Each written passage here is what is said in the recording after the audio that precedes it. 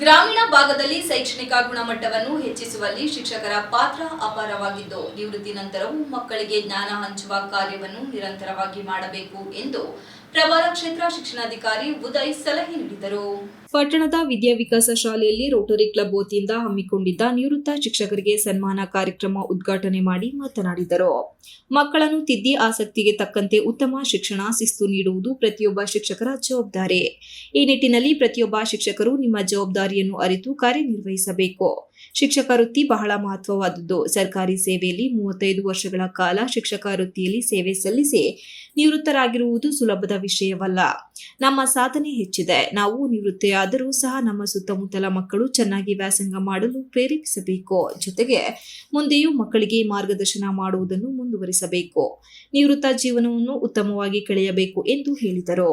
Rotary club ಅಧ್ಯಕ್ಷ BA Ranganath ಮಾತನಾಡಿ, ಪ್ರತಿ ವರ್ಷದಂತೆ ಈ ವರ್ಷವೂ ಕೂಡ ರೋಟರಿ ಸಂಸ್ಥೆಯಿಂದ ನಿವೃತ್ತ ಶಿಕ್ಷಕರನ್ನ ಸನ್ಮಾನಿಸಿ ಗೌರವಿಸುವ ಕಾರ್ಯಕ್ರಮವನ್ನು ಮಾಡಿಕೊಂಡು ಬರುತ್ತಿದ್ದೇವೆ. ಈ ವರ್ಷವೂ ಕೂಡ 35ಕ್ಕೂ ಹೆಚ್ಚು ಶಿಕ್ಷಕರನ್ನು ನಿವೃತ್ತರಾಗಿದ್ದು ಗೌರವಿಸುವಂತಹ ಕಾರ್ಯ ಮಾಡುತ್ತಿದ್ದೇವೆ. ಶಿಕ್ಷಕರು ತಮ್ಮ ತ್ಯಾಗ ಮತ್ತು ಸಮರ್ಪಣಾ ಮನೋಭಾವದಿಂದ ಮತ್ತು ಶಿಷ್ಯರ ಮನೋಪಟಲದಲ್ಲಿ ಸದಾ ನಿಲ್ಲುತ್ತಾರೆ. ಜಗತ್ತಿನ ಶ್ರೇಷ್ಠ ವ್ಯಕ್ತಿಗಳ ನಿರ್ಮಾಣ ಶಿಕ್ಷಕರಿಂದಲೇ ಸಾಧ್ಯವಾಗಿದೆ. ವಿದ್ಯಾರ್ಥಿಗಳ ಜವಾಬ್ದಾರಿಯ ಬಗ್ಗೆ ಕಲಿಸಿ ಅವರ ಭವಿಷ್ಯ ಹಸನಾಗಿಸುವ ಶಿಲ್ಪಿಗಳೇ ಶಿಕ್ಷಕರು ಎಂದು ಅವರು ತನ್ನ ಅನಿಸಿಕೆ ವ್ಯಕ್ತಪಡಿಸಿದರು. ಅಲ್ಲಿ ಗಿಡಗಳನ್ನು ನೆಟ್ಟಂತಹ ಕಾರ್ಯಕ್ರಮಗಳು, ಸಾಕಷ್ಟು ವಿವಿಧ ರೀತಿಯ ಒಂದು ಕಾರ್ಯಕ್ರಮಗಳನ್ನು ರಸ್ತೆ ಸುರಕ್ಷತೆಗೆ ಸಂಬಂಧಪಟ್ಟಂತೆ ಇರ್ಬೋದು.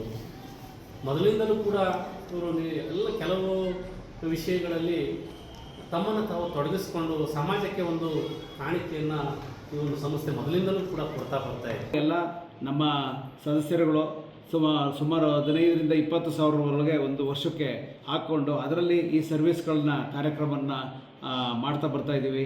ಅದಕ್ಕೆ ನಮ್ಮ ಬೇರೆ ನಾಗರಿಕರು ಎಲ್ಲರೂ ಸಹಕರಿಸ್ತಾ ಬಂದಿದ್ದಾರೆ. ಅವರಿಗೂ ಎಲ್ಲರಿಗೂ ಸಹ ವಂದನೆಗಳನ್ನು ಸಲ್ಲಿಸ್ತಾ ಈ ಸಂದರ್ಭದಲ್ಲಿ ರೋಟರಿ ಕ್ಲಬ್ ಕಾರ್ಯದರ್ಶಿ HK ರಮೇಶ್, ಮಾಜಿ ಅಧ್ಯಕ್ಷ ಶಂಭುಗೌಡ, ಹಿರಿಯ ರೋಟರಿ ಸದಸ್ಯರಾದ BL ರಾಜೇಗೌಡ, ಮೋಗಪ್ಪ ಗೌಡ, ವಿನೋದ್ ಚೌಡ, ಸದಸ್ಯರಾದ ಗಣೇಶ್, ಸಂದೇಶ್, ಪುಟ್ಟ, ಯೋಗೇಶ್ ಗೌಡ, BB ಶಿವರಾಜು ಇದ್ದರು. Ganesh, TV 46 news Kannada, Belur.